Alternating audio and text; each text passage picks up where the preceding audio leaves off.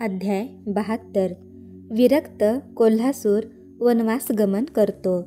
युधिष्ठिराने ब्रह्मर्षींना विचारले, या कोल्हासुरांनी राज्यकारभार कसा केला?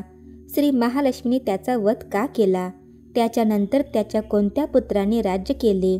देवर्षी म्हणाले, कोल्हासूर हा अतिशय प्रजादक्ष राजा होता. त्याच्या काळात सारी प्रजा सुखसमाधानी होते. पुढे त्यास ऐहिक सुखाचा कंटाळा आला.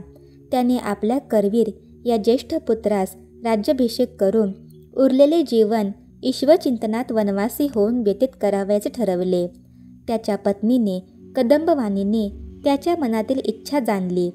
चारही पुत्र मद्यपी दुराचारी होते. ते राज्यकारभार करण्यास पूर्णपणे अपात्र होते. याची कल्पना तिने आपल्या पतीस दिली. शिवाय उचित तऱ्हेने पालन केल्यास गृहस्थाश्रमही श्रेष्ठ असल्याचे कथन केले. आणि आपण दक्षिण काशी करवीरात वास्तव्य करतो आहोत, त्यामुळे आपणास मुक्ती मिळणार यात किंचितही शंका नाही, असेही तिने सांगितले. पण कोल्हासुरांनी तपस्वी मुनी आणि ज्येष्ठ ज्ञानी जम यांचा सल्ला घेतला व त्याने करवीरास राज्याभिषेक करून वनवास गमन केले. स्कंदमुनी अगस्ती मुनींना वदले, महालक्ष्मीने कोल्हासुराचा वध का केला ते आपण जाणताच, त्यामुळे मी त्याची पुनरुक्ती करीत नाही. एवढे सांगून स्कंदमुनी ध्यानस्थ झाले.